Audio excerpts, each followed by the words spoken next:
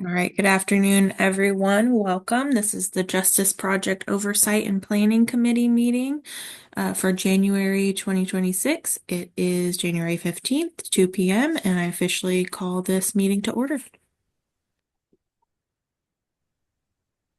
Thank you.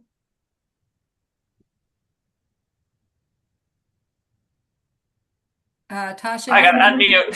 unmute. Before we begin, we acknowledge we are gathered on the traditional and unceded territory of the Lummi Nooksack, Samish, and Semiahmoo people who have cared for and tended this land since time immemorial. Truth and acknowledgement are critical to building mutual respect and connection across all barriers of heritage and difference. We begin this effort to acknowledge what has been buried by honoring the truth. We pay respect to their elders, past and present. Please take a moment to consider the many legacies of violence, displacement, migration, and settlement that brings us together here today. And please join us in uncovering such truths at any and all public events. Thank you. Okay. All right, here we go. Again, my name is Holly O'Neill. As I'm sure you all recall, here we are. It's 2026. If you can, keep your video on as much as possible. It just makes it feel more fun, like we're really together. It does help, though, if you keep yourself muted, except when speaking. Of course, you know they're open public meetings and the recordings are posted online. And when we are in the open discussion mode, you can raise your hand on the screen, and I'll do my best to call on you, or the raise hand button also works great because it pops you to the top of the stack on the Zoom function. And when you use acronyms, please define what they mean. If somebody uses an acronym that you don't recall what it means, or just for the good of the order, want to make sure it gets spelled out for us all, please speak up. So those are our ground rules, and let's jump in to our agenda. So we're going to hear just orient ourselves to where we are on the J-POP calendar and work plan, which we actually reviewed and pretty much gave assent to at our last meeting in December when we had a lot of fun having cookies together at the Weeku Educational Center. We did have to make some adjustments right away as life happens. So we're going to go through that, review the Q4 2025 summary report, and then the bulk of our meeting today will be discussing the interim data dashboard, which is going to be great. And I trust everybody had a chance to look at that, or if not, you'll wing it and we'll still have a good discussion. Then we'll hear about the process for the SIM mapping, which is coming up soon, and have 10 minutes at the end for public comment. Okay, Marty.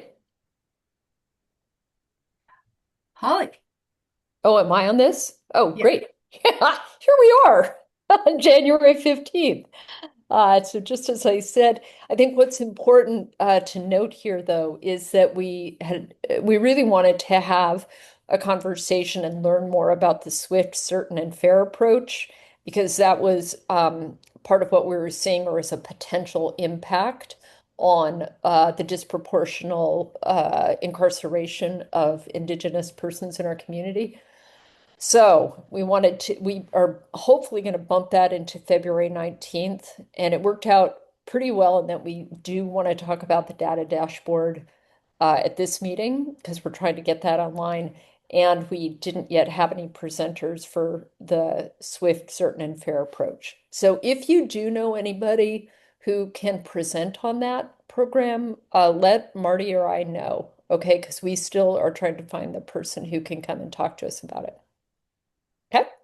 So We that's also are looking for people who are at Lummi working on programs that support people who are involved with the criminal legal system, and people who have been who are Lummi or Nooksack who've been in the jail, who could talk about how a new jail could be a more healing environment. So we're looking for people for that panel. Having a little struggle. Amber, I saw your thumb go up. I hope that means that you just got some ideas. But yeah, Maya. I know a couple people that are working out at Lummi and who have experienced homelessness and incarceration in our county jail. So I can reach out and get you some contacts. Yeah, you're the best too. That's wonderful. Thank you. That would be great. Okay, should we move on? Maya has something. Oh, Maya, go ahead. Yeah, Uh, please. Just the Lummi Public Defenders would probably be a good resource to talk to. And if you need, email me if you need a list of their contact information. Need a list of their contact information. Great. We'll email you. Thanks. Thank you, Maya. That'd be awesome. Okay. Anything else? Yeah, this is Stark. Let's move on. We have Oh, Stark. we have an investigator in our office who is a tribal member and very involved in politics and other aspects of tribal life out there. And I may ask him to go ahead and participate and perhaps bring whoever he thinks might be appropriate along with him. Oh, That'd be this is fantastic. fantastic. Oh, Stark, I'm glad to hear that. I've met that young man. He's really awesome. I really hope that can happen. Thank you. That'd be Thank great. And if we end up taking both February and March for panels, we can. When we gave a thumbs up to this calendar, we knew in part it would be based on like when we can get people to come. And so that'd be great. Let's really learn everything we can. Anything else? All right, Marty, give us the quarterly progress report summary. I like our little ping pong game. I know. First. Okay. Well, that report was in your packet. As as you know, if you've been coming to these meetings for a while, these quarterly reports are produced by the executive's office, and then we summarize them into a format that you got in your packet, which we think is a little bit better tool for community presentation of the material. Then it's just a little bit easier to read and understand the info, I think, than the full report. But there is also a beautiful e-newsletter that Riley Sweeney produces. That's another good way to get the information. So we wanted multiple formats. You got the report summary in your packet. That's pages 2 to 4. And really the questions for you here, just is there anything you saw that was a major highlight that jumped out at you, or did you wind up with some questions when you read through that report? This is Rob. I didn't have any questions, but what really stood out to me, and I think we forget about it, is really just how much we've done and how invested the community is in this project. I think so often we just are kind of doing what we're doing and moving along, and it's not until you sort of stop and look back and go, wow, we've come a long way. So glad you felt that progress. It's true. Any other thoughts about it? You can use your little raise hand button or wave.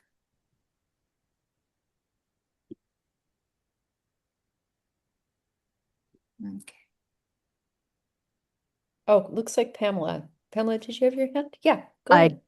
did. There weren't the sections that I looked through. There was area that talked about the number of days from incarceration to being in the mental health court or one of the courts. Oh, And you're getting down the road here on this. oh, are we going to do that more specific later? Yes, we are. Okay, I will save it then. I'll Yes. get back to that. Can't Yeah, wait I to just hear about that. okay, But- cool. I but wasn't we'll sure. wait. I thought that's weird. We're going into this right this fast. Okay, I'm with you. Thanks We're for being on it. And so, yeah, this is gonna be fun. Yeah, Miriam. Hey, can you hear me? Yep. Great.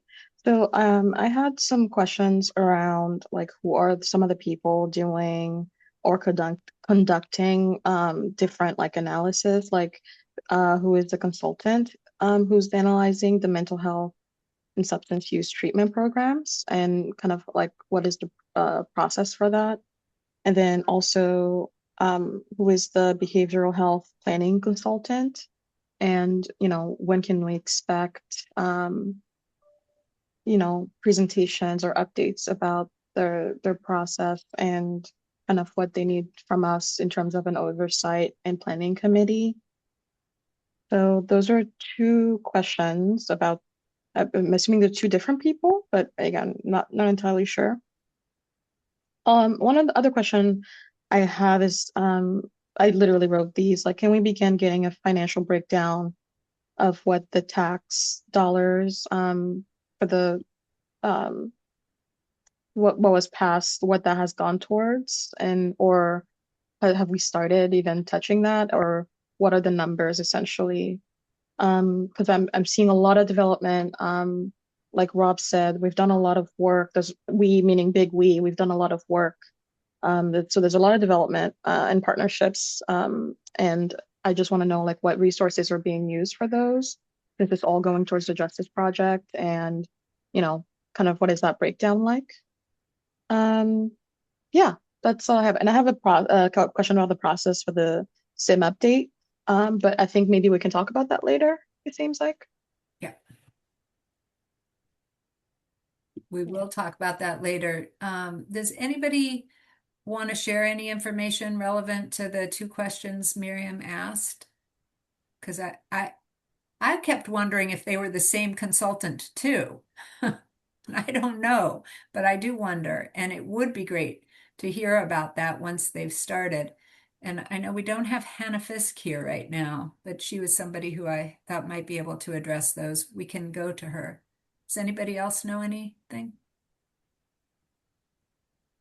Okay, we can reach out to her. And Peter or Barry, do you, on the question about how the tax dollars are being used, I assume that's in facts, FAB meetings that you talk about that and in FAB reports.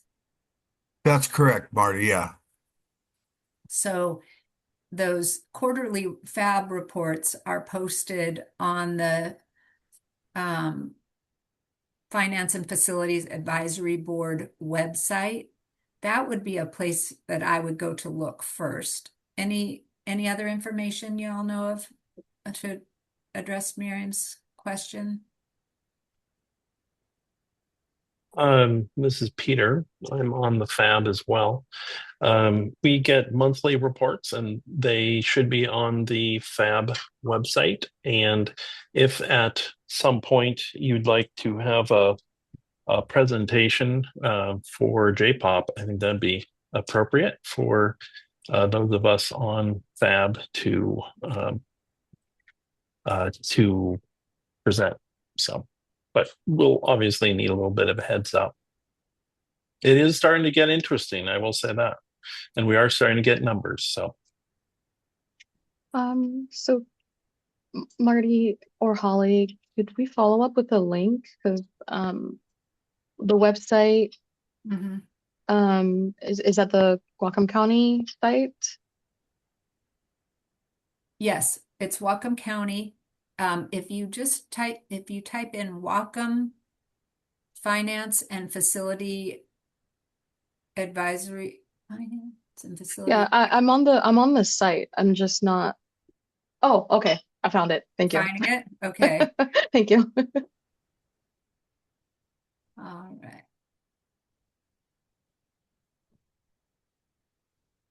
Okay.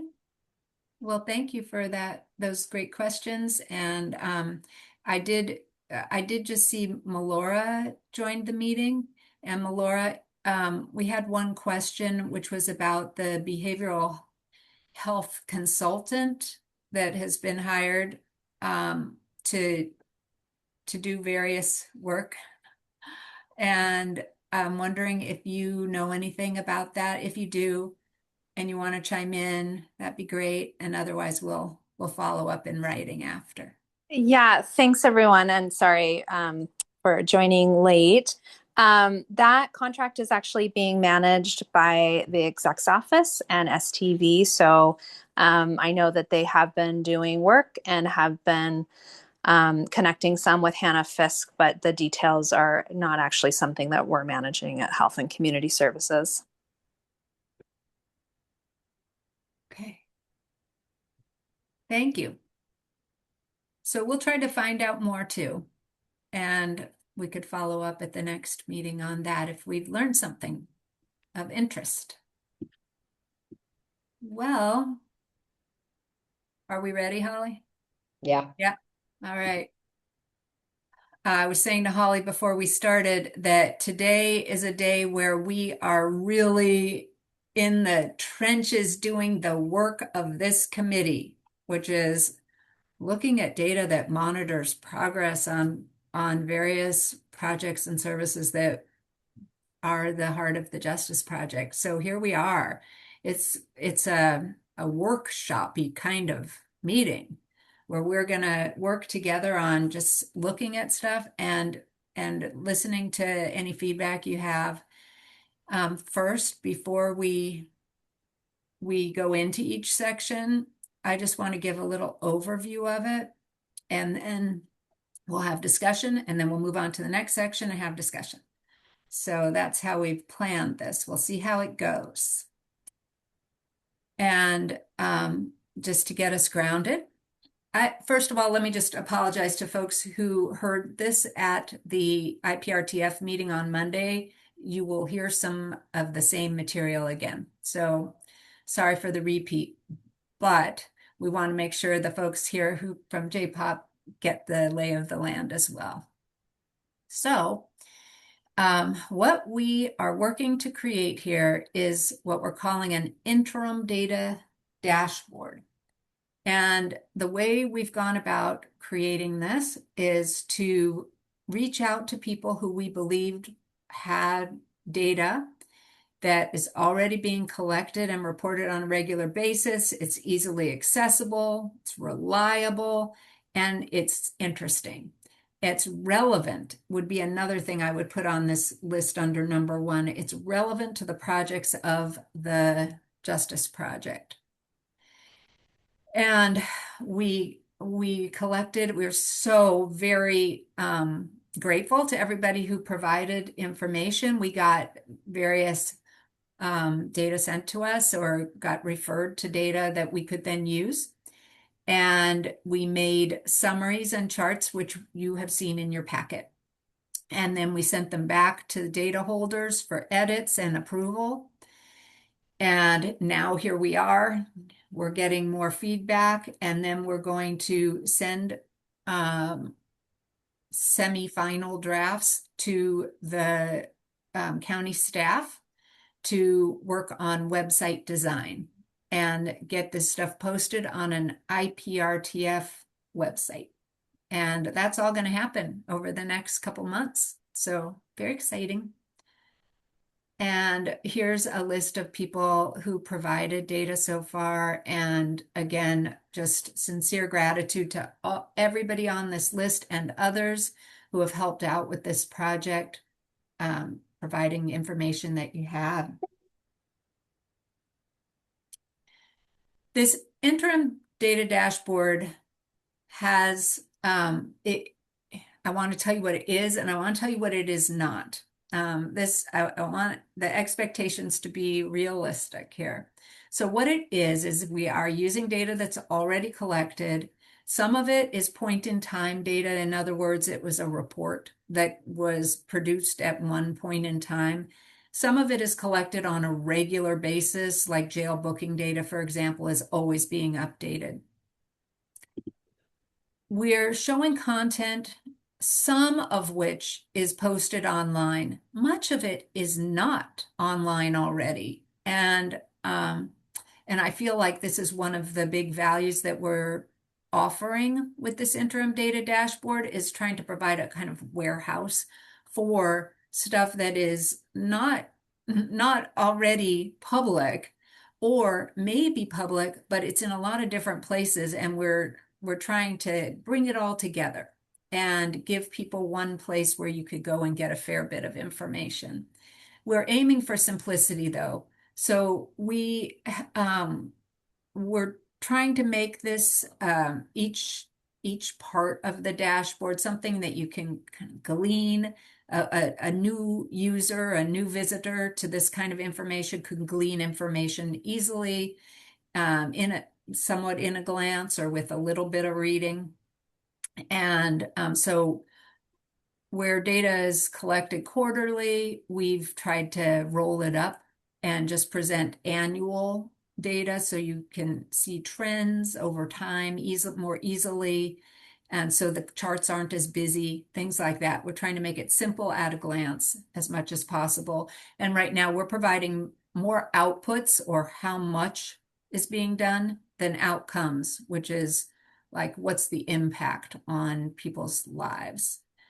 And that's because that's where we are in the process. Now, what this is not, it is not what the ultimate data dashboard that we all hope for and believe will come is. It is, we hope that we will have a dashboard that can be automatically updated as data is that is collected regularly is updated. We hope that it will be integrated across the criminal legal system because people involved with the criminal legal system are using different parts of the system, courts, jail, social service programs in the community, behavioral health services of all types. Ideally, it will be integrated and able to track individuals over time without violating their privacy. And right now, this dashboard does not provide a lot of interpretation or explanation. It's very simple. Sorry. So what we're doing with this interim data dashboard is laying a foundation for a more refined, living dashboard that will measure progress toward performance measures and outcome measures.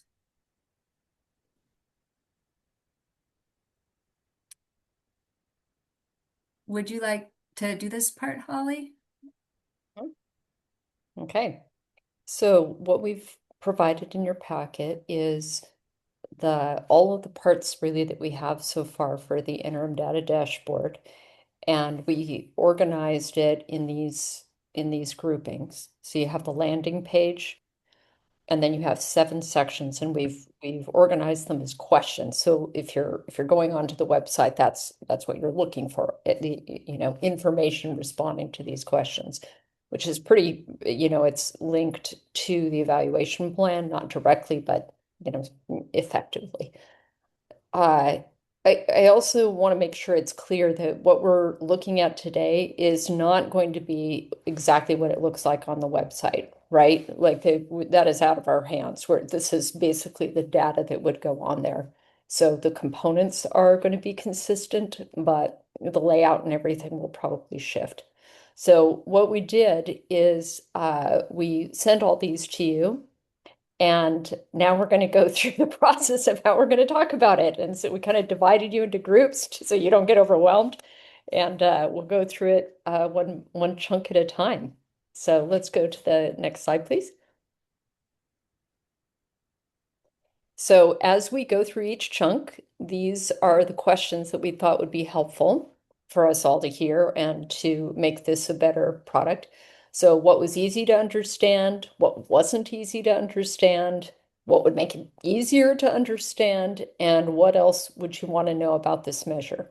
So as we've already started to dip our toes into the water, we know that these are really vulnerable, and like people are sharing their data. It's we're all kind of figuring it out as we go. So just really bear that in mind. Like there's so much we would want to know, and here's what we've got now. So we're going to really treat it with care and just try and make what we've got as good as it can be at this point in time.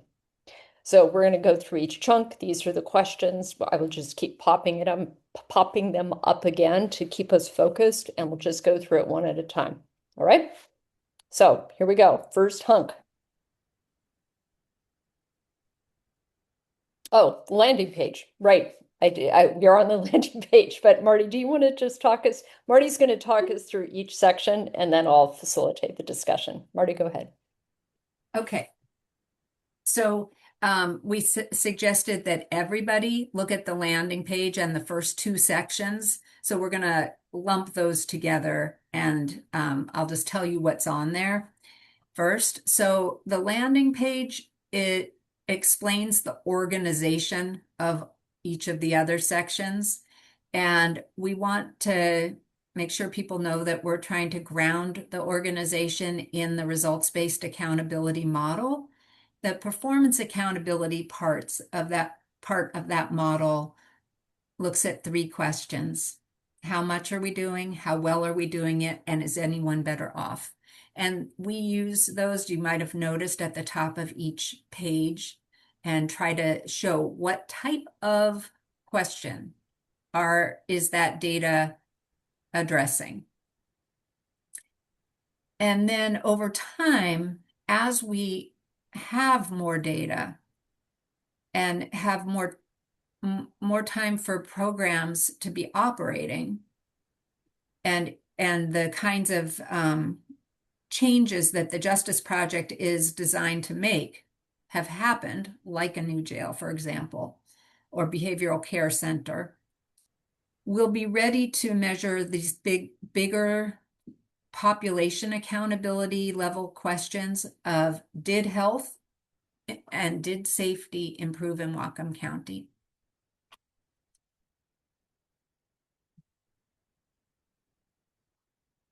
In addition, on the landing page, where there's enough data already, we looked at trends over time. And so I want to just explain these little arrows. The green means things are progressing in a positive direction, and the red is that things are not going in the desired direction. Where up arrows are where there's something increasing, and down arrows is where there's something decreasing. And this can be in either, it can be up or down. What I mean is that a trend with a green arrow going up, a trend increasing in a positive direction would be something like we have more people using a certain service, or more people are graduating, completing a certain program. So that would be an up green arrow.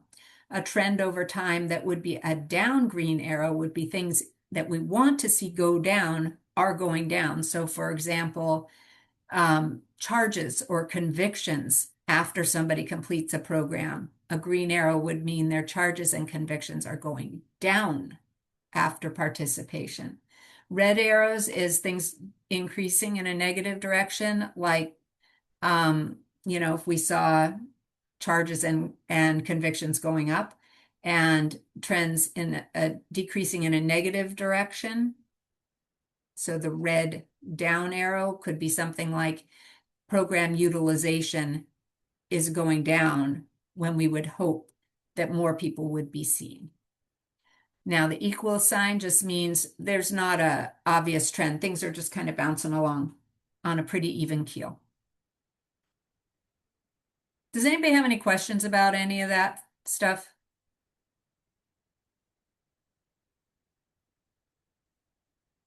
Okay, I'm going to just look at sections 1 and 2 before we move into questions, because these were both very simple sections in that they are just lists of where to go for existing information. So the first one is where to go for progress that's been made on the 15 implementation plan projects. We looked at one of these today, the progress reports. So that's in here, these quarterly progress reports. And then there's other sources of information like the monthly e-newsletters, which we have included as the second bullet. The second bullet is what progress has been made on the jail and behavioral care center. And that one we have hopes that we believe STV is putting together a website to track that. And also the Justice Project Progress Tracker has some of that information. So this one is also just a little list. And then we can just pause there and everybody should have hopefully had a chance to look at those sections. And Holly, back to you for discussion. You're muted. Thank you. We'll run through these and take as much time as we need. Some sections obviously will evoke more conversation than others. So let's just hear if there is any feedback on the landing page or sections 1 and 2.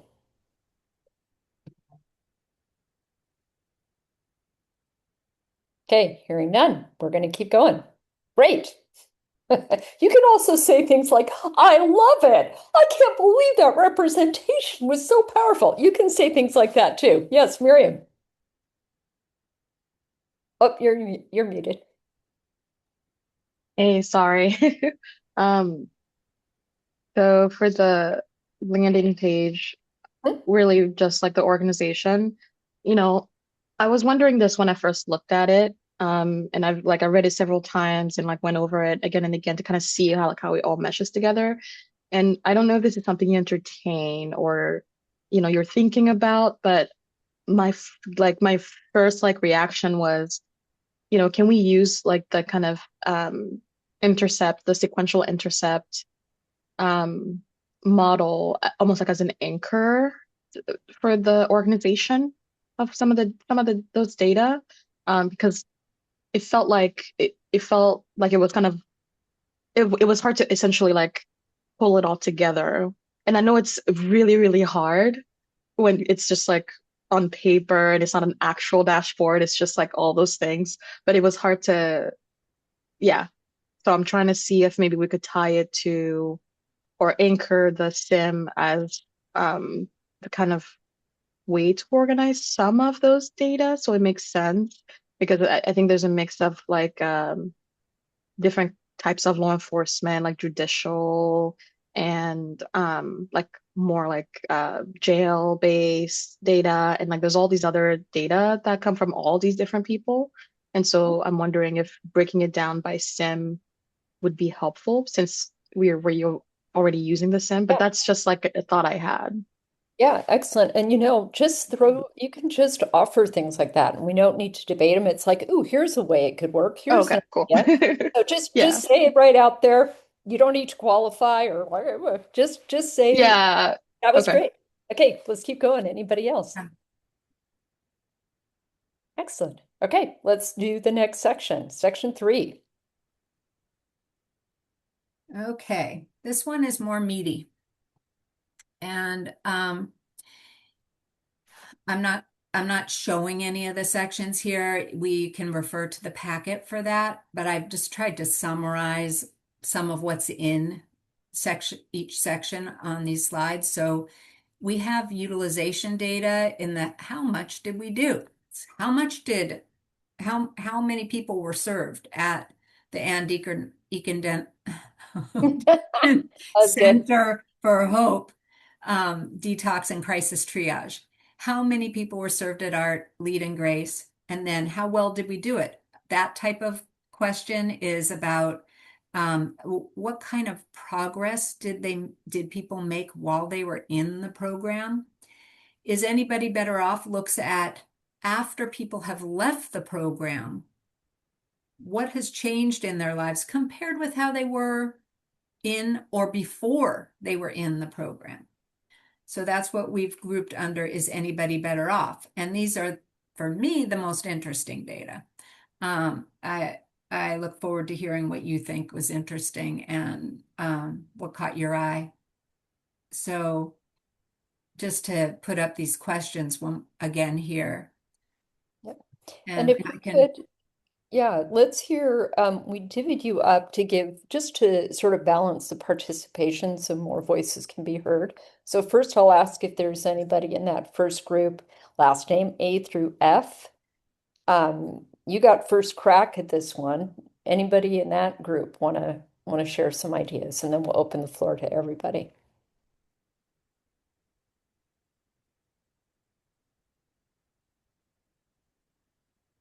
Okay, floor is open to anybody else who'd like to comment on section 3.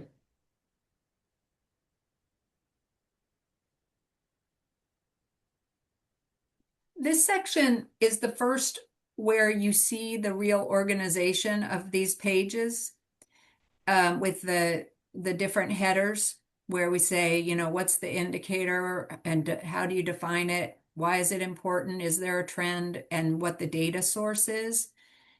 And so with these pages, I'd love to know, like what we were basing the design on is the Whatcom Health Insights data dashboard that the health department put together that's really excellent. And so we were trying to make it like that. And I'm wondering if this organization of each indicator is working for you. Does it help you understand what's there? Is it confusing in some way? What do you think? Okay, thanks, Miriam. I really hope I'm not the only one with like stuff to say today. Please y'all speak up too. Thanks.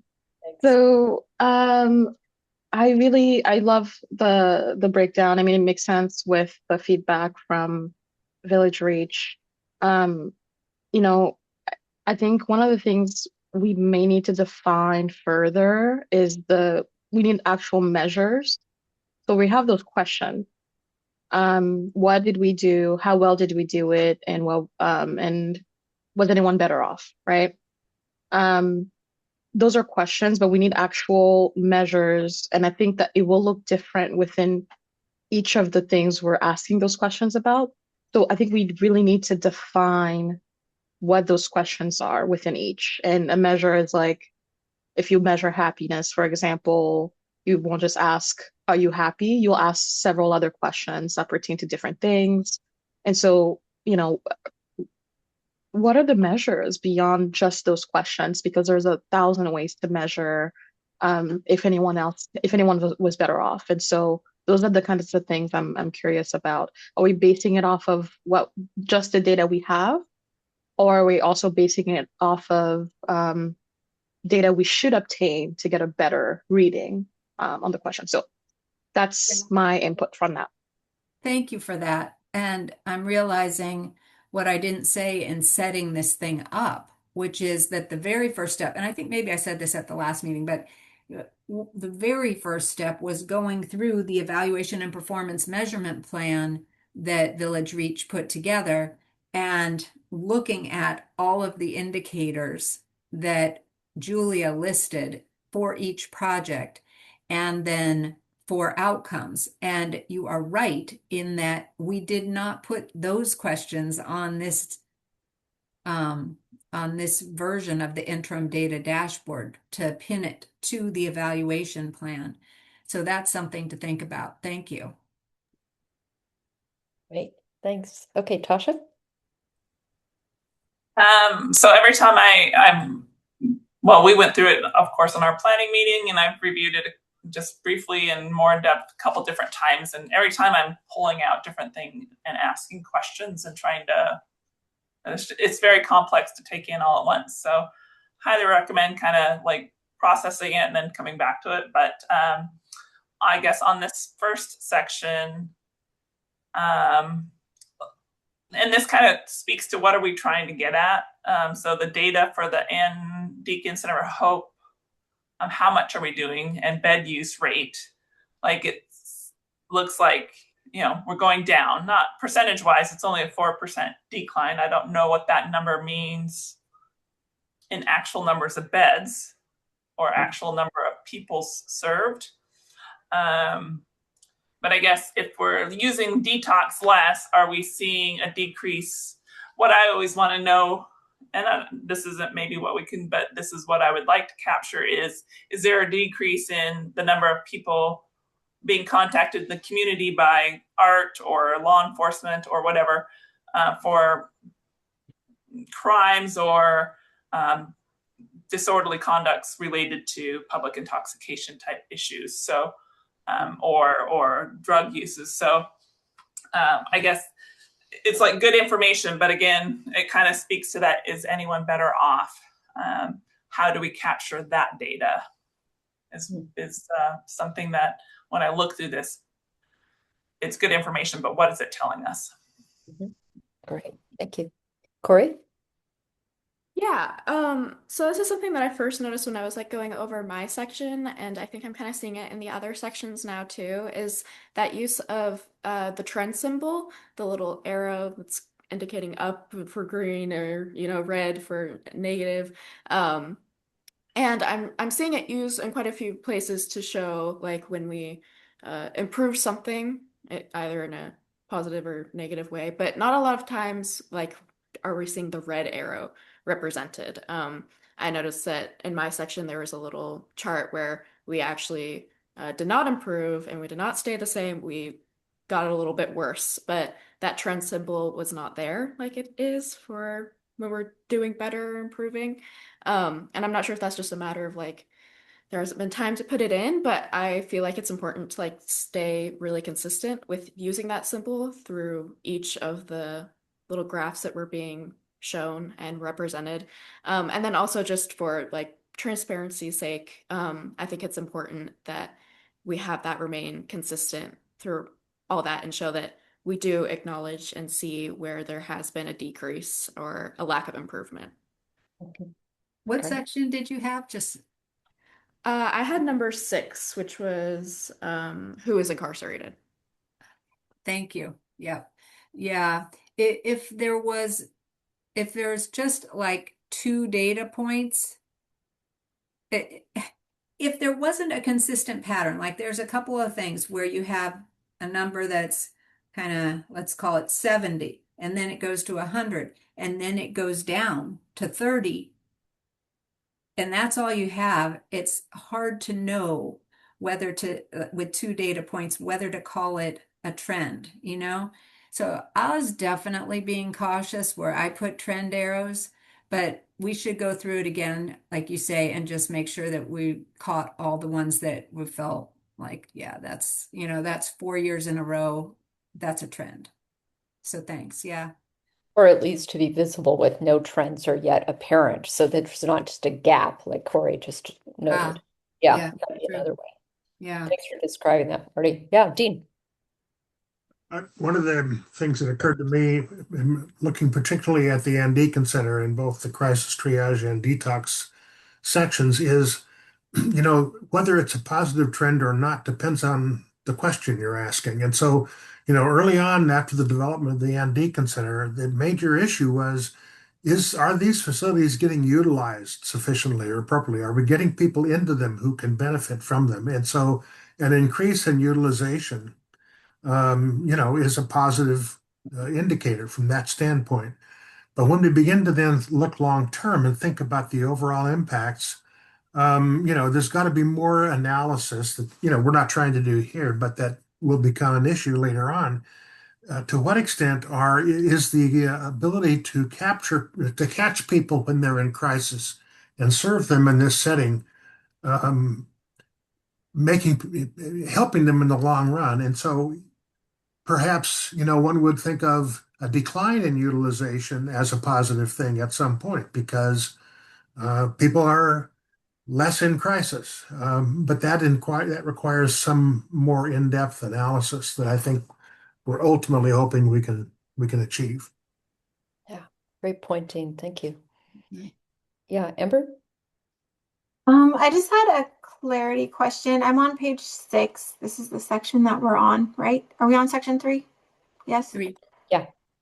And there's a part where it says individuals admitted multiple times in a year are likely high utilizers. I'm just curious if that is represented. Are we able to see the people who are using it multiple times? Is that and because those appear, would be our population. Is that the blue or the orange, or is it's not broken down in this spot? Sorry, it's a clarifying question. No, that's a good question. And I think what I do is I look at the blue and the orange relative to each other because the orange is the unduplicated count.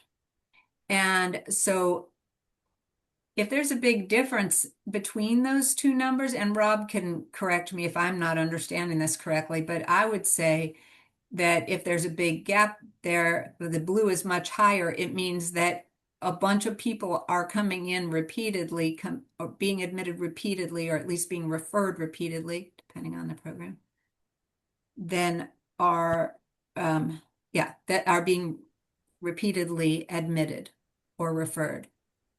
Okay, thank you for explaining. So it looks like 2025, it was improved. So thank you for explaining that. Rob, do you look at it that way? I do look at it that way. I think one of the things that I didn't think about until after we had done this was we have not really tracked if somebody's used this Wacom Detox from year to year. So we just have looked at it solely in a year. So 2025, it's possible that some of those people who are identified as having only been there one time or not a high utilizer could have been very much a high utilizer in a year prior to that. And I hadn't really thought about that until we did this data, and I was just sort of thinking through, what I liked about it, what I didn't like about it. I think the other thing, at least from my perspective, that I struggle with is oftentimes to that question of are people doing better or not. I think it's a challenge in crisis services and certainly in detox services of how do you track that person over a period of time. Frequently, we don't have good numbers, good addresses because people don't have an address, don't have a phone number, or are concerned about, well, if I come to detox a lot, they're going to charge me and send me a bill, so I'm going to give them a fake address or a fake number. Yeah, well, and you bring up a really great point, Rob, about just how part of the value of doing this, of getting the data that we have now, is we can start to see, oh, I wish we knew that. There's a lot that it's showing us that we're also where we like more. So yeah, Hannah, you're up next. And are you still on this page or shall I take this one down? I just want to make a confession on this page that I entered the wrong number in the 2025 orange bar. So I apologize. What That's the should that? 717. That should be I have 7. it. You don't have to correct it on there. But when it comes out, it's actually 717. So my apologies on that. Right. Okay. Thank you. Actually, Yeah. something that jumped out to me, so I appreciate you clarifying that for us. Yeah. I think Amber and Tasha touched on the things that I was gonna suggest. I really like that with the detox, it shows how many people were referred to treatment. I think it's really great to see those people connected to resources. I'd like to see what that looks like for crisis triage, because I think that is where we're seeing a lot of gaps. There's just so many different programs and providers in Whatcom County and elsewhere that it's hard to really refer people as streamlined as detox is, because they're sending them to inpatient treatment for substance use treatment, and that's a little bit easier. So I wonder what the data looks like for triage in those scenarios.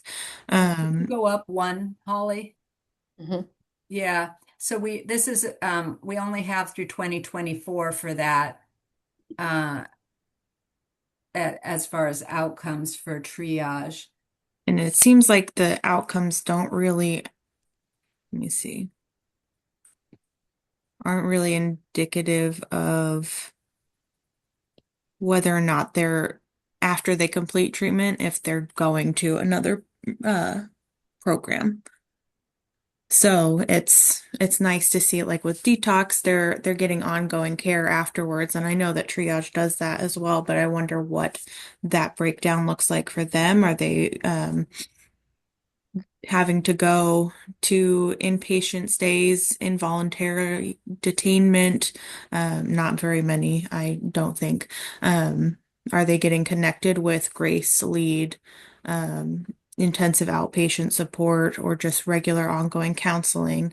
I think that would be great to know. I know it's hard to get that sort of data.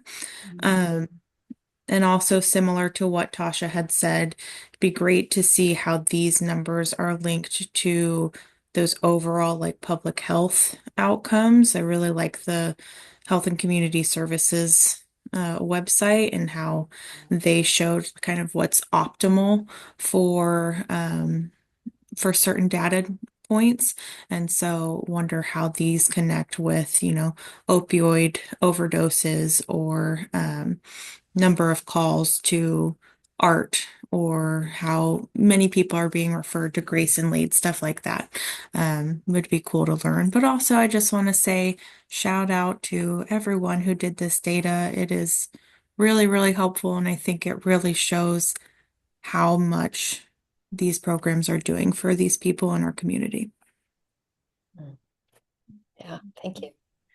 Okay, Tasha, you're up. Piggybacking a little bit on what Hannah was touching on in the next, and kind of on this slide and the next slide, I would like to know if it's possible, and it may not be possible, but something that maybe we try and focus on in the future, of these numbers of the 1,052 in 2025 that were served at the Ann Deacon Center, like how many of those were a crossover with Art, Grace, Lead? I don't know if it's possible that we can figure out of, how did they come to be at the Ann Deacon Center? Were they dropped off by law enforcement? Were they transported by Lead? Just to see how these, I'm sorry, what? Yeah, we actually received that referral, the referral data. We could try presenting that. And then and part of why I asked that is on the page above on completion rates. If there is a difference in completion rates based on how they came to be in that place. If it's a referral from the jail as part of their probationary or similar, like not probationary, but as a, if you complete this program, your charges go away, or diversion was working on, what type of success rates between these, that's where I'm trying to draw those conclusions of, again, it goes back to, is anyone better off type of things, and what pathway to these things are having the most success rates. But kudos, and I want to piggyback on what Hannah was saying, and we want to touch on this. I think Peter's interested in our discussion from the steering committee is like, how much time did this take, and for you guys to compile this information? Because if we want to go with Bill Adrich's other recommendation of hiring a person to oversee all of this for a more activated data dashboard, what's the time frame it's going to take for someone? Or if we have a work group that does that, what kind of time capacity is that going to take? Since you guys did just this work, and it's a huge project, and I thank you for it, but just what's that look like? Great feedback and great question. Okay, Stark, you're up. Yeah, I've seen the statistics like this before, especially referring to Lead at 23 and 24. That, at first glance, you look at these and you think, oh my goodness, we're winning the war on crime, and the jail should be empty, given the huge success rates here. And the fact of the matter is we're just not seeing that on the ground. I don't think the jail would tell you that their population is dramatically decreased. I don't think the jail would tell you that the average length of stay has changed an appreciable amount. And I don't doubt these statistics at all. But there's a couple things I'd like to say about them. First of all, I'm not sure they take into account whatever jail restrictions were in place when these statistics were created. And that may be something that is determining numbers of bookings or length of stay. I don't know. I would also say that primarily Lead and I believe Grace deal with folks that are street level misdemeanor type cases that don't necessarily occupy a lot of jail time to begin with. You know, they're usually in and out of the jail fairly quickly on fairly low level offenses. And uh, you know, I find statistics like this have a tendency to be somewhat misleading if they don't present more of an overall picture of if we're talking about are we decreasing incarceration, are we you know, making progress in that regard. You know, shouldn't we have some statistics that actually reflect the jail statistics in terms of population and length of stay and those sorts of things to sort of temper what appears in black and white to be great successes by lead, at least with respect to this number of individuals that are involved here. You know, and at least make it clear that it's not necessarily presenting an overall picture of where we're at in Whatcom County in terms of incarceration and length of stay. Yeah, great, great feedback. I appreciate you looking at it too, at that kind of overarching question there. Yeah. Well, Okay. hopefully people can jump to the section about who's in the jail and get some of that there. We, of course, hope for more in that section about who's in the jail and how long are they staying and, you know, why are they there and that kind of thing. And we'll get to that section next. And that's section 5, I think. But Well, and it's also a question of when we get this person hired, ideally, the data dashboard person, they're going to be able to look at some of these interfaces. But, you know, because we're looking at things much more in a segmented way, because that's what we've got. Okay, Amber, you are up.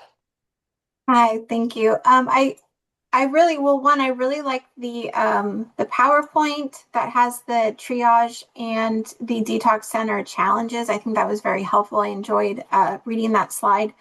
One of the things that I was kind of processing is like shortage. It would be valuable to have information, and I don't know, Rob, if this is something you guys track, but like at my agency, we can only take so many assessments a day, right? And once that number is set, we can't take any more. So obviously, if there's like a shortage of providers or assessments not being done or being done, because that also is a gap, and that's what we're addressing, right? So I know oftentimes at my agency, we'll do cross-site assessments for both triage and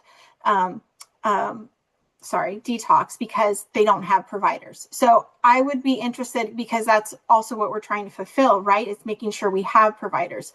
So is there, I just would be interested in knowing when somebody could have had an assessment and they didn't get one, and then did they leave? Or were there times where we weren't able to complete that?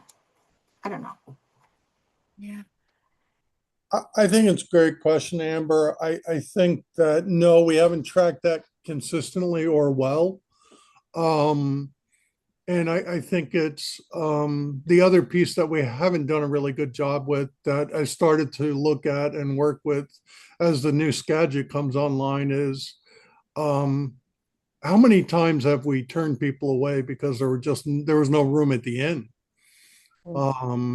And looking at how do we, with the Oak Harbor facility and the Cedro Woolley facility in Whatcom, how do we transition those people if there's room at somebody else's inn? And so that's not really something we've looked at. We've only really been tracking hard, really, in my mind, like reasonably okay data for the last couple of years. So it's still kind of a work in progress as we go through it. Yeah, thank you for that. Yeah, Tasha? I might be jumping ahead, but when Stark was talking, it took some notes on like the mental health court. So if we want to wait for that section, I can come back. That's the next section. I don't know if Stark's hand is up. Is that a new comment, Stark? Nope. Okay. Sorry, just never took it down. That's all right. Good. Okay, we ready? Should we move on to section 4? All right, Marty. Okay.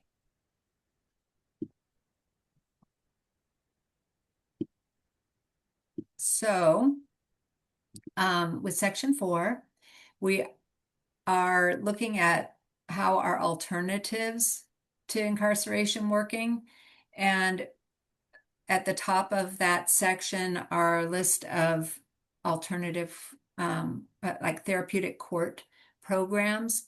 We only have data from one at this point, which is mental health court. We hope to have other data come in, but at this point, we have a lot of mental health court data that covers all 3 questions. How much did we do? How well did we do it? And is anybody better off? So I think I won't go into the details there. I'll just stop and you all can look at your packet section on that. And, wait. We were going to do 4 and 5 together. I'm sorry. Let me get 5 up here. So 5 is what changes are happening in court systems. And there we are still using that one letter from the judges from Whatcom County District Court who wrote about new or revised local court procedures or calendars that they've implemented and collaborative initiatives or court improvement efforts undertaken. And we just grouped those to be listed. What we don't know is what kind of differences have those changes made.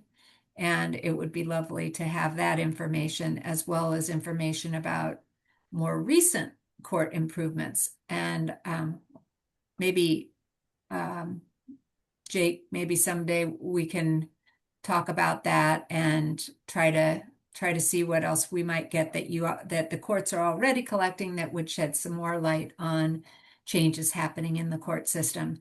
At this point, you can see in that section in section 5, what we organized from that particular information from Whatcom County District Court.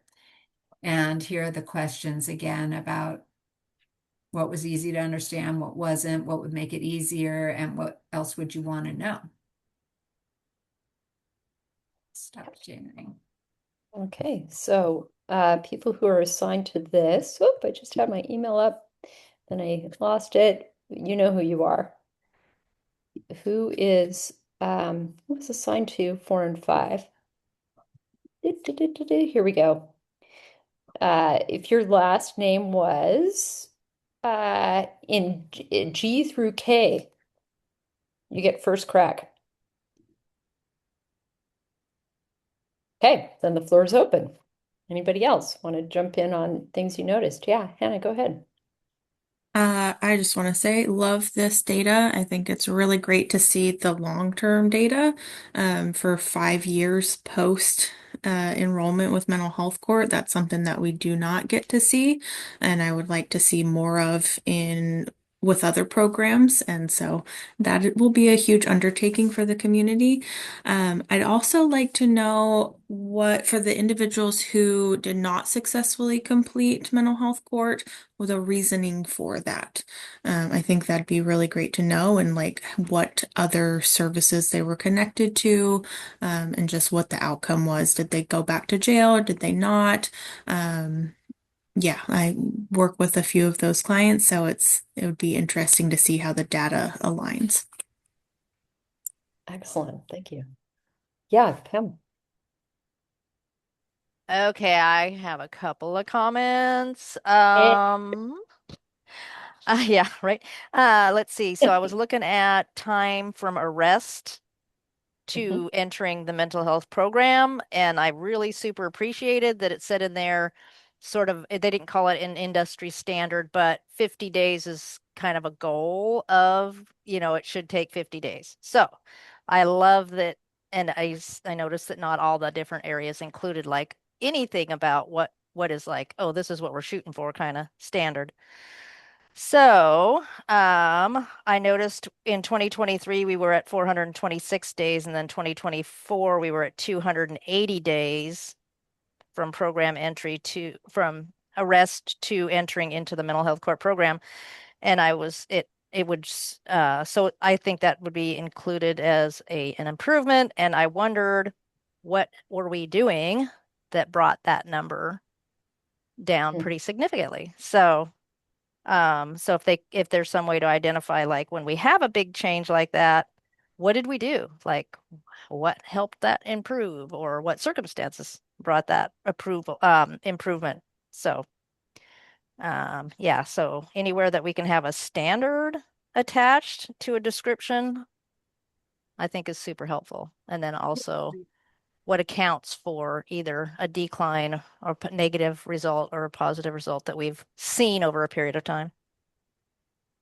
I asked that question to Pamela because for some of the years, there's a lot of days here. And so these data notes that include the standards, and then just knowing that it's something that the mental health court staff are asking themselves about and really actively talking about and theorizing what's been going on. I could be these things. We tried to put some of that in the data notes section, and it's a question for looking at and into the future. So yeah, thanks for noticing. Pamela, did you have more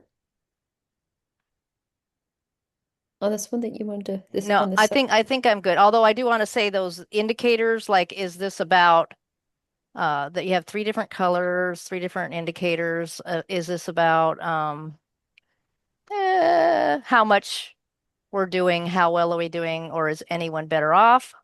I appreciate those kind of road signs for my brain to be able to like identify what this section is addressing. So I don't know. I really appreciate those different colors and highlighting what area of this we're looking at. So thanks to whoever came up with that idea.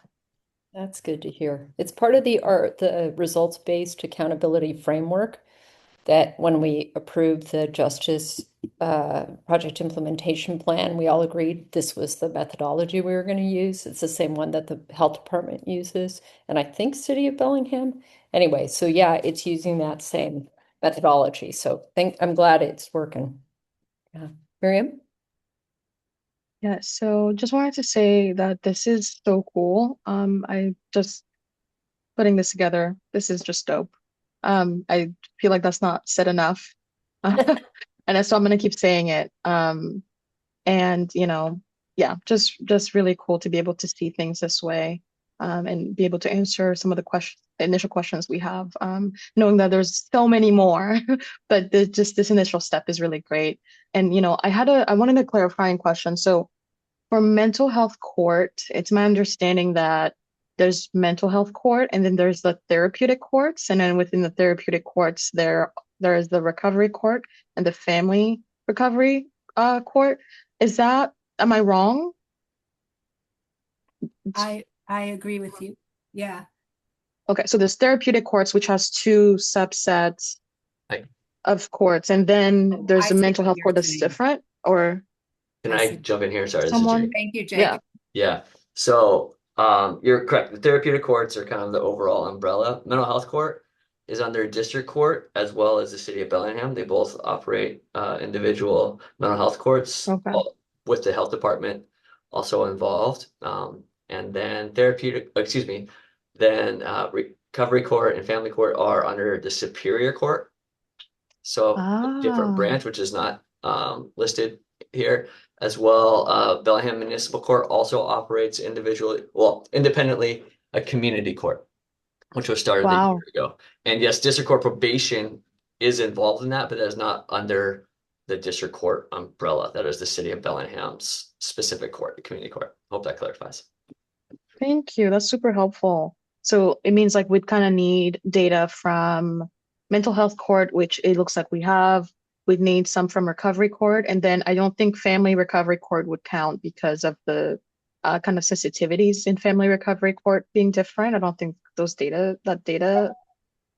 um, that data is shared at all. And then we'd need community court data as well to kind of have like all the different court um, programs slash diversion methods. And then Lummi. That's right. which are also on that list. But I just noticed something from when Jake was just, okay, so that list is on page 28 of your packet. And there's 3 Lummi therapeutic courts. And it would be great to get information from them, and we've been doing some outreach and trying to get adult recovery court. Jake, when you were talking, it made me think that maybe there's some more clarifiers we could have on this list on, here, I'm just gonna share screen. So there you go. This one, we say City of Bellingham Community Court. These are all 3 Lummi, and this one says in Bellingham Municipal and Whatcom County District Court. Should we have some other kind of explanations by Adult Recovery Court, Family Recovery Court? We should, because they are Superior Court Yeah, programs. So that might okay, help clarify where those ones land. Yeah. we'll do that. Just add that in. Thank you for that. I had another question slash comment around the percentage of people who successfully complete the mental health court program. I really, I think I saw earlier that some of the other programs, I think it was Grace or Lead or both, had a more like expansive gender breakdown. And I know maybe some of the numbers are small, so maybe we can report on them so that I get that. And I also have the same feedback for the same thing by race, because it's white and then non-white. And so I'm curious about that breakdown as well, and disaggregating that data more. Yeah, it was a small numbers issue, and it was how the data Okay. were presented to us in the 10-year report that is referenced. And I wonder, like, I actually was thinking of maybe we should take out this whole page on characteristics of people admitted to mental health court, just because of what you're saying. Like, how much Well, is it telling us enough? And hmm. is it, yeah, is it good to have it, or should we just get that out of there because it's so, I nondescript? mean, I'm always in favor of like putting what we have, and then as soon as we get more detailed data, we kind of, share that too. And I feel like if anything, it drives home the question around like, okay, can we start maybe tracking disaggregated data better by race so that we can then report on it appropriately? Mhm. Yeah, because yeah. I'm just showing the page we're talking about. And I think part of what I gathered in discussions with the program supervisor is just, or from reading in the report, is that there's not, that this data is not collected consistently from people. So that would be, I guess that's where the question is should it be? And Hmm. if it were collected more consistently, could it be more nuanced? Yeah. Yeah, I think maybe they could take like notes or see how, I think it was Grace and the lead programs who are like have like very specific ones, and report on that when the number is like big enough to report on, Yeah. because like I like really like even the gender breakdown beyond just male and female, Yeah. or man and woman, which that's gender. Um, so anyway, yeah, just curiosity things, and trying to have like everyone who's doing the um, diversion programs like kind of have like matching data, so there's like a standardization essentially, but that's just me kind of, yeah. Got it. Thank you.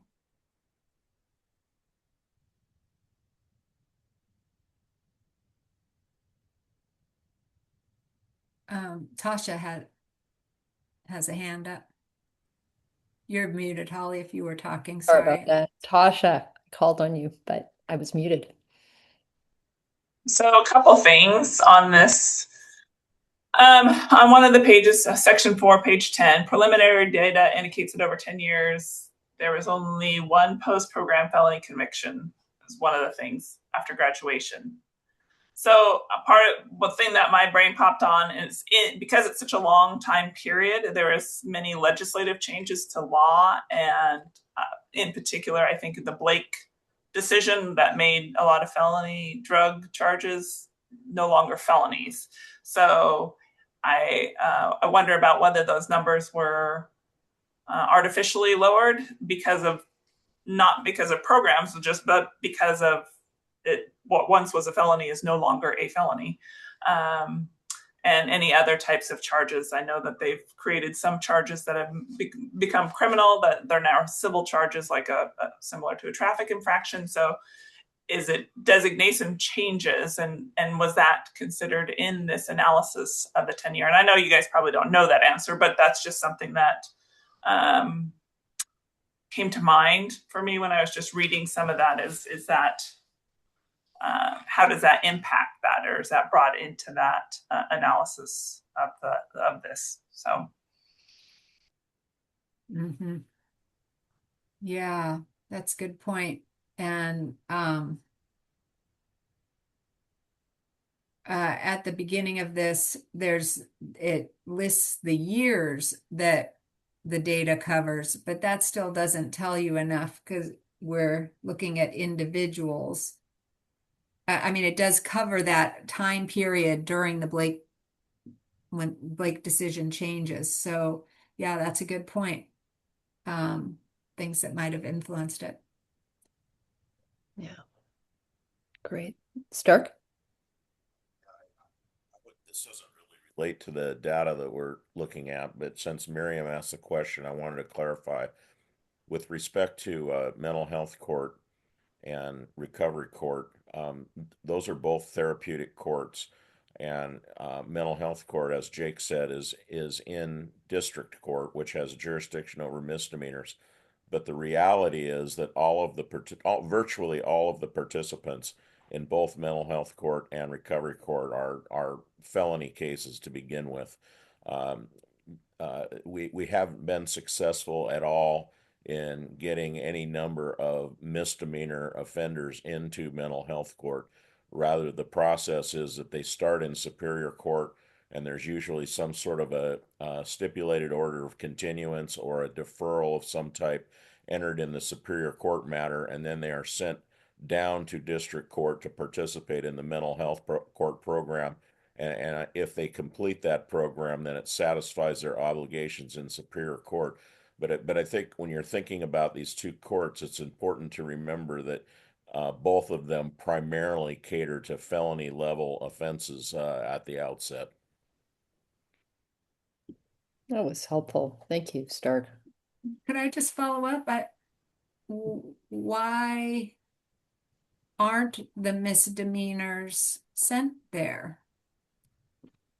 There's no prohibition for them going there, but the incentive isn't as high mental health court involves going, essentially to court every week for an extended period of time, sometimes years.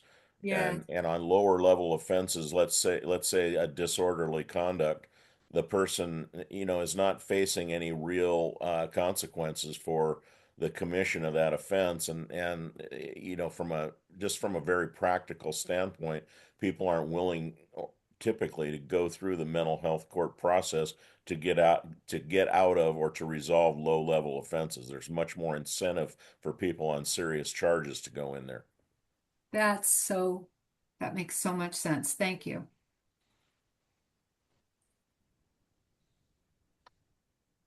Okay, great. Corey, go ahead.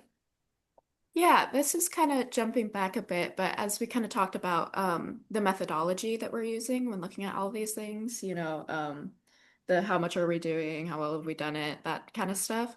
I went back to the landing page and looked to see where we kind of like talked about that. And we do have like a link that takes you to talk more about it, but I think it would be kind of helpful just because this is something that we are using throughout this entire course and through all this data, to have something that just kind of briefly explains what this methodology is and why we decided to use it when looking at this information.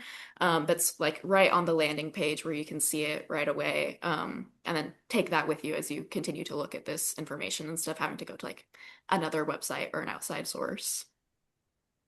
Thanks. Great. Great suggestion. Thank you. Okay, anything else on this section? All right, let's move to the next one then. We've got, yeah, we're doing pretty good on time. So we're going to move over into section 6. Sorry, I Marty. raised my hand. I don't know if you can see me. Oh, I'm sorry. Yeah, no, I didn't see it. Go ahead.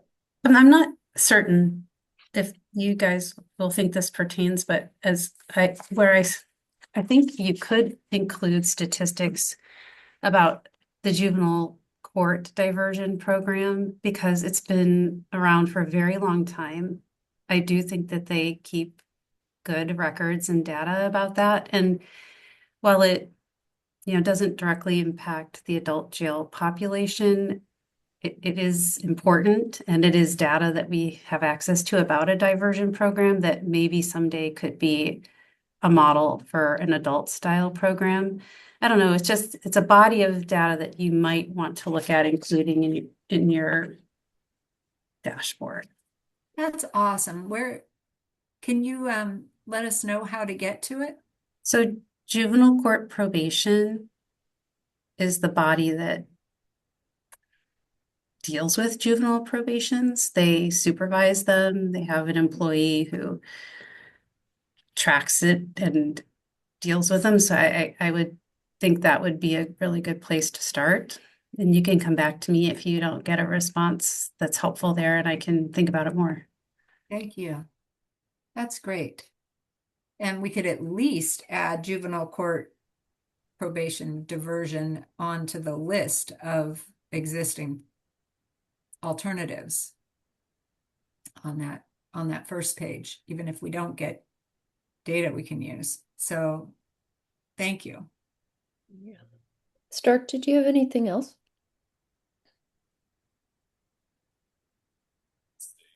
I have my hand in the air. You just leave it up the whole meeting. Just chime in. All right, we're on section 6. Marty, go ahead. Okay. Section 6 is about who's incarcerated now. Right now, we are just we're referring to links to the Whatcom County Sheriff's Office jail use reports for information about bookings and where they come from and how average length of stay. We are very hopeful to have more data about folks who are incarcerated in the jail. And Caleb's here, and maybe if anytime you want to chime in, Caleb, that'd be great. But what we're using right now is what's already online. For looking at racial disparities in incarceration and offense types, we have a link to the Whatcom Racial Equity Commission report, which you all had presentation on, and then another meeting we had discussion about it. So you're probably familiar with that report. And I'm so glad that Miriam's team released it in time for us to get it on here. And then this last part is competency evaluation and restoration analysis. And I'm especially excited about that, about having that. That data is, it allows us to address a particular project in the implementation plan. It's project number 14, and track the outcomes that we want to see on that project. And so let me see here. I'll just try and bring up that section, and let's turn it over, Holly, for people who reviewed it, and I'll get that section up to be able to refer to. Okay, so last names L through R. Get the first crack at this one. Yeah, Amber.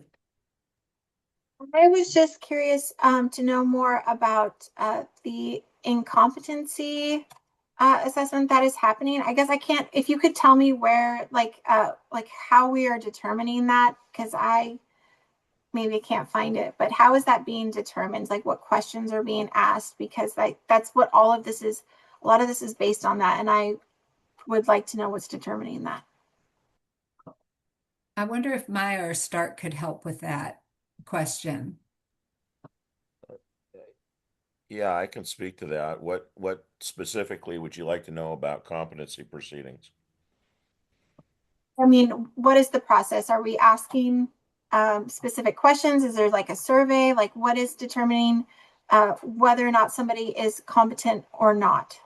So what's included in the So competency evaluation? So the standard of competency to stand trial is either uh, you have to have the ability to understand the nature of the charges against you, and you have to be able to assist in your defense. And typically, what happens is when somebody's booked into the jail, or sometimes when they're out of custody, their lawyers or the court, or sometimes even the prosecutors, will note behaviors or delusional uh,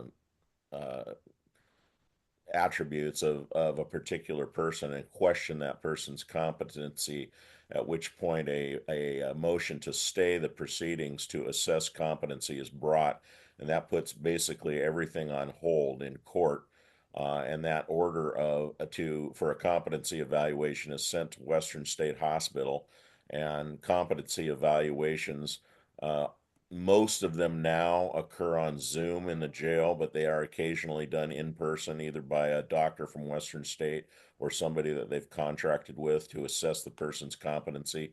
And the evaluation covers a wide range of questions that deal with the legal system and the processes and plea bargaining, and what the role of a defense counsel is, what the role of a judge is, what the role of a jury is. There's a memory test that the person is given, and inevitably there is a little bit of discussion about mental health background and treatment, and what sort of symptoms the person is currently presenting with. At the conclusion of the evaluation, the evaluator will form an opinion about whether the person is competent to stand trial or not competent to stand trial. If they are found to be competent and they are returned to the court may make a finding of competence, in which case the stay of proceeding is lifted. If the determination is that they are not competent, they can be sent to Western State Hospital for a period of restoration, and the restoration period is dependent upon the seriousness of the crime with which they are charged. Restoration is basically you go to class and you learn about the legal processes. You get counseling. Some people receive medication while they're at Western State, and I would say, a fairly significant number of people who are not competent are successfully restored and returned to the jail to face proceedings. One of the problems with that is the jail does not necessarily, well, the jail will not force medications on people. And so a lot of times when they come back from Western State, they again go back off their medications and they decompensate again. And it becomes kind of this endless cycle. But that's kind of competency proceedings in a nutshell. Thank you. That's very helpful. Maya, is there anything you'd like to add to that? Okay, great. Thanks, Stark. That was really thorough. I feel like I just learned a ton. Okay, Corey, you're up. Yeah, so just looking at this, I think again, using the little symbols, the trend symbols consistently, this is what made me realize that some of them didn't have any of those trend symbols. And, if we don't have enough data for there to be like an accurate trend symbol, then saying such, same thing with, I feel like, data notes. There are some indicators that we're looking at that have a lot of data notes and then some that have none at all, which kind of leaves me uh, asking like, well, where's more information about this? Why is there so much more information here and there isn't any here? And sometimes that's just because we don't have any. And I think saying as much, just there's no further information that we can give, or something that uh, doesn't make it feel like there's anything that's like it's acknowledging that this is kind of a missing gap of information that we have here. Um, but besides that, I think it's really well organized, and I appreciated all the information I got from it. All right, thanks. Okay, anybody else on section 6? Yeah, Miriam. Yeah, so I just wanted to have it be corrected that we didn't look at prevalent types of offenses disaggregated by race because we didn't get the data for that. So it's just like a correction of this types of offenses disaggregated by race because we don't have that. Which page are you on right now, Miriam? So I don't know if our pages are the same. I'm on page 45. Packet page 45. So the Racial Disparities, the Whatcom Racial Equity Commission report, that's where I'm at. And it says just that first bullet point is I would essentially delete disaggregated by race at the end of that first sentence. Okay. Because it makes it seem like we looked at prevalent types of offenses disaggregated by race, but we didn't get that data. Thank you. Yeah. And then I wanted to give an overall, this is a question for really everyone in the space, but who's the audience? Is the audience for this dashboard systems, leaders, law enforcement, the general community, providers, or because I'm curious because we're getting a lot of good feedback in this space here with a lot of experts, but I'm also wondering about what is the community engagement to ensure that the data itself is the dashboard is accessible. An example I think about is when I worked down in Seattle, we had not incarceration, education data, and we got it through the state through a data sharing agreement on 7 different school districts, all other schools within those school districts. And the first kind of go at the data dashboard, it was very technical. So you had to essentially know how to operate, but our audience were parents, everyday folks. And then the population we served were mostly people of color and people low-income folks. So they had to kind of they almost had to be trained on how to use the dashboard, right? They couldn't just go in and find the information. Once we took in their feedback and changed the design completely, parents felt empowered enough to go in and find information about the school, their kids' schools, and essentially advocate for their kids in different ways. So my question is, to think about who our audience is and if there's a way to make this, to get community engagement involvement beyond this group of everyday people who can help us make this really accessible. So the everyday people who have these kinds of questions can get a good understanding. Because data is complicated and finicky, and statistics are, most people like to think they're very logical, but then you jump into statistics and you realize that it's really hard to be, it's really easy to not be logical. And so just those kinds of things I'm thinking about. That's such a good point. And it's one of the things I love about this group is that we have such great mix of people in this group, but we also all have other people in our lives who we could run stuff by who don't look at this kind of stuff and haven't signed up to serve on the JPOP committee because we have an interest, and we could see, what do they think? What is our spouse or kid or friend think about this? And maybe what we should do is once we have it, a mock-up of the website version, once we know how it's going to look online, try that out. Try it out on people and then tweak, get feedback and tweak it as needed.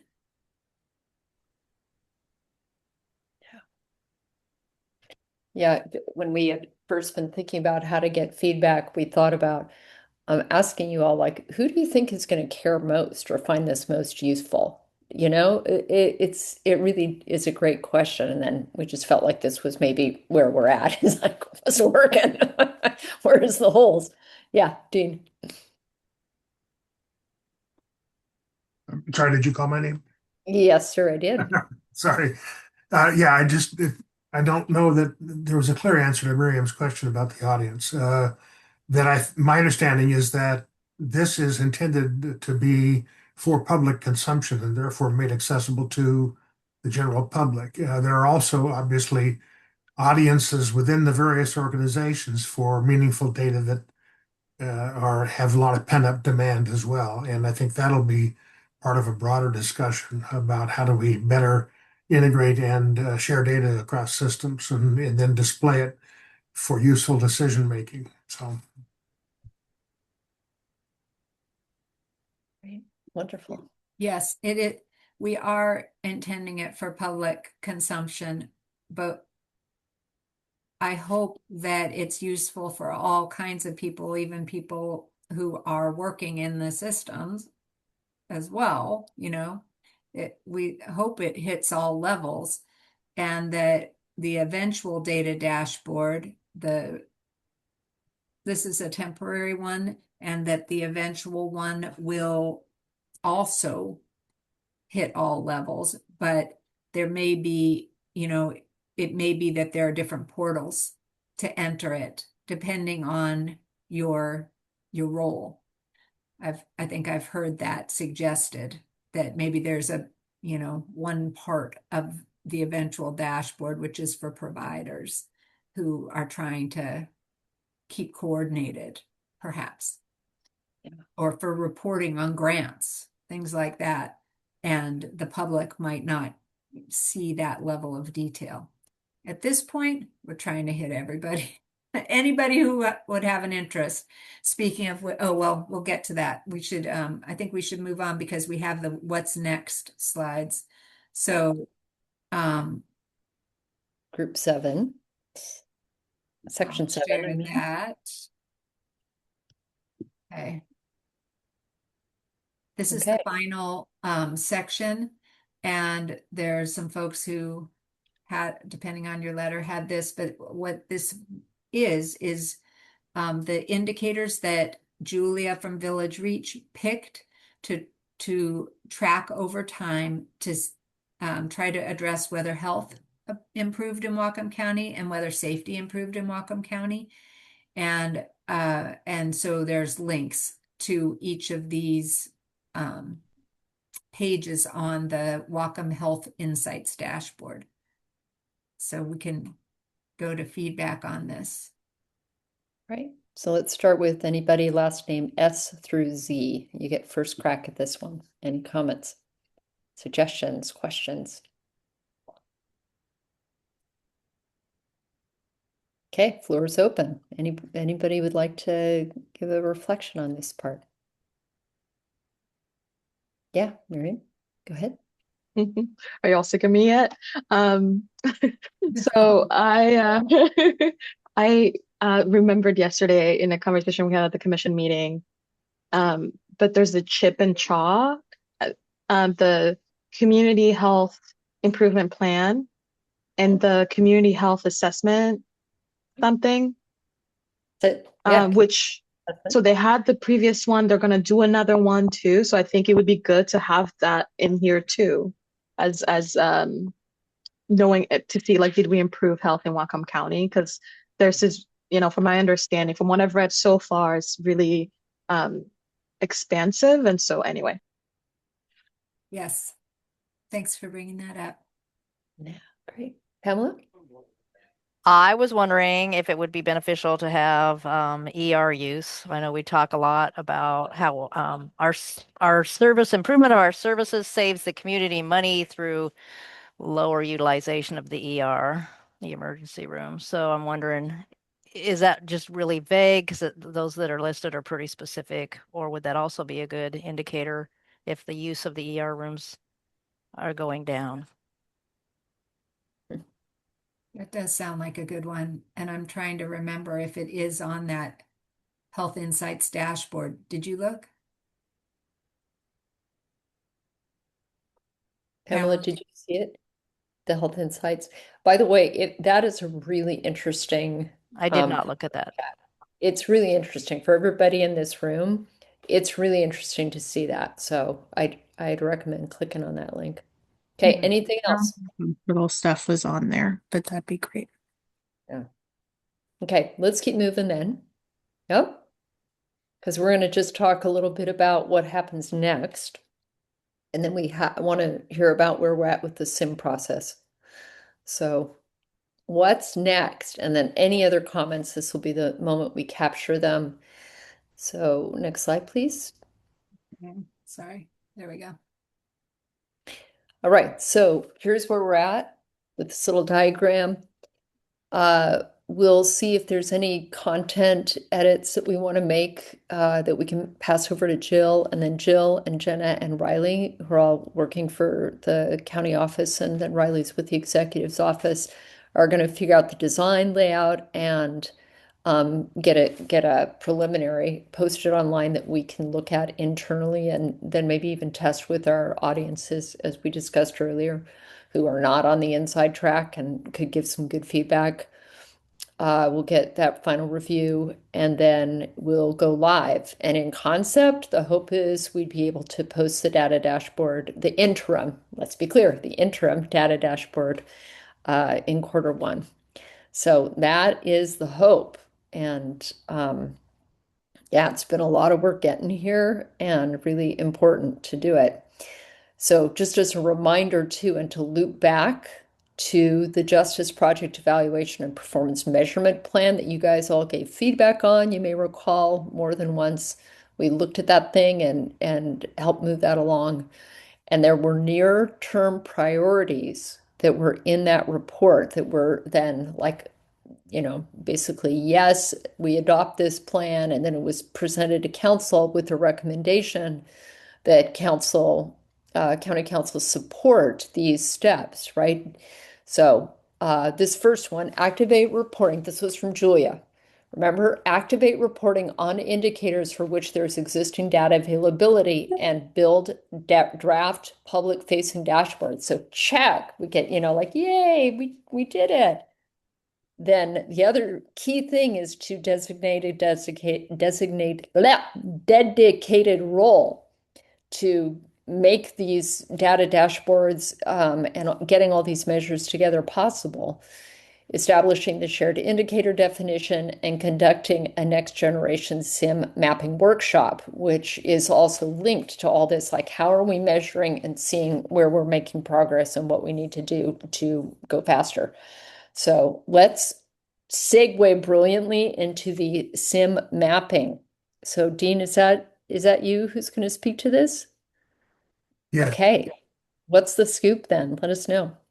So just as a reminder to people who may not have heard any of this previously, the sequential intercept model was a tool used several years ago to try to describe our current system in the criminal justice system, the criminal legal process, and understand what kinds of opportunities for diverting people from that whole process might exist in this community or might be needed.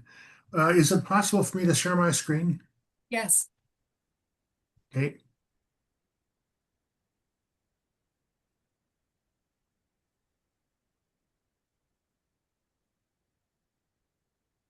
Can everyone see that? Yes. Okay. So this is a very simplified version of the sequential intercept model and an example of using it to map our systems and the opportunities at various points for diverting people from the legal system. Intercept zero is really sort of a early intervention prevention point where perhaps services can be used to, in fact, deter people from entering and committing crimes and entering into the legal system. The next intercept is when there's law enforcement contact, and whether there are opportunities to divert people at that point. And then intercept two, the point of initial detention, bookings in jail, court hearings. Intercept three is when people are in jail or in other correction settings, or in, as is indicated here, dispositional courts, specialty courts, like we've been talking about. And are there opportunities at that point to divert them from further involvement? And then at fourth intercept, when they are coming out of jail, what opportunities and services do we provide to help in their reentry back into the community and prevent reincarceration and reoffending? And then finally, and this really relates more to people who actually move from convictions in jail into prison systems and then come out in a parole or probation kind of an environment. At every one of those intercepts, several years ago, there was an exercise to list all of the things that are existing in the community that could be places people could be diverted to at a given intercept point. And that was the extent of our mapping at that point. Not only what exists, but then, what do we need more of, or what are things that don't exist as structural resources that we could put in place to be a place that people could be diverted to. Now the notion is, let's do a revisit of the sequential intercept model and map it more from a functional standpoint. That is to say, what are the processes throughout this stream of activities where we could actually define the process by which a diversion occurs, not just where they could go, but how that process works functionally to move people into those options. So that's the kind of mapping exercise that's planned for late February, February 25th and 26th. And it's going to be facilitated. First of all, we're getting the assistance of the State Administrative Office of the Courts in terms of organizing all of this. And they have recruited two facilitators who will be present during that 1.5-day mapping work group to facilitate the process. And those people are Dr. Faith Lutz, who's a professor at Washington State University. She's a criminal justice system expert, both in the state and nationally. And then Judge Stephen Greer, who is a judge in Mason County and also a public defender in the Puyallup area. And those two folks have been meeting with us on a couple of occasions and with the state AOC folks to start to plan out the agenda and the processes. And we're having a follow-up meeting with them next week. In the meantime, Chucknut Health Foundation has agreed to take on the process of inviting, in effect, applications or expressions of interest from the community to participate in this. And the notion is that we want, according to the state's guidelines, a mix of participants, up to perhaps 60 at the most, that represent, on the one hand, about 75% people who are either top or middle level administrators and those in positions to actually implement or initiate change or updates and then lead development within their organization for any changes that come out of this mapping process. And about 25% frontline or quote, boots on the ground staff, families, peers, and persons with lived experience. That's the mix that the AOC, the state office, has recommended. Chucknut has sent out invitations to fill out a survey for a number of people that the planning team initially identified. And those have gone out, there are responses coming back in. But I think we are wanting to expand the invitation, so to speak. Some of you may have, already put this on your calendar as a placeholder.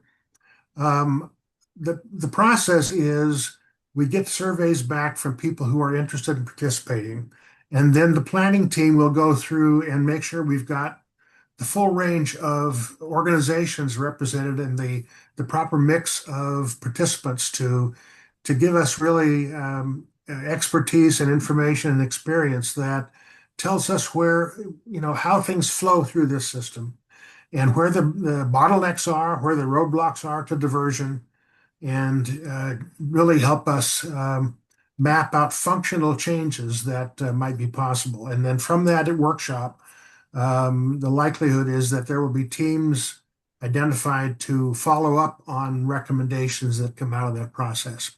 So I'm going to be working with Holly and Marty to send out to all of you the invitation that's gone out to other folks from Chuckanut and invite you to fill out the survey if you're interested in participating, or to pass it on to others you know who you think would be interested in participating as well.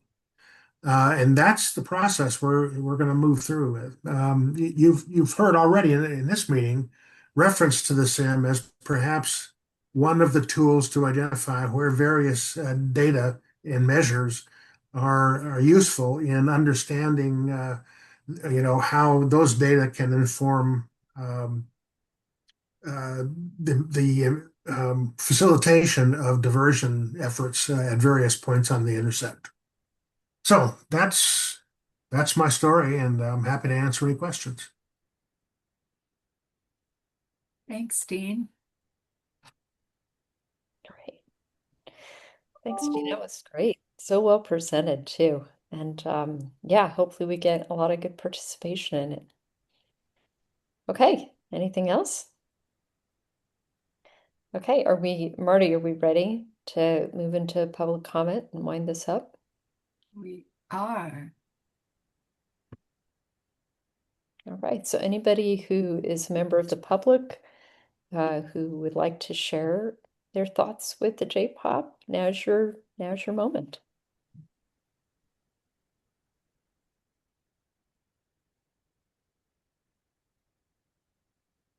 Okay, well, hearing none. Hannah, I think as our co-chair. I know Tasha had to split for another meeting, but anything else you'd like to say for the good of the order? I don't think so. It's just lots of great discussion. Thank you all, and look forward to seeing you next month. Great. Go ahead, Marty. I want to say thank you too. That was exactly what we needed. I mean, you all just came ready, and that was rich and at the level we needed to move this, to really polish this thing up and get it ready to go live. And I do think it would be great if we could do a little tester of it before it's fully public. That would be excellent. I love the ideas that you all brought forward. Just wonderfully helpful. Thank you so much. Oh, it's great. Thank you all. Have a great rest of your afternoon and evening. Bye. Bye. See you next month.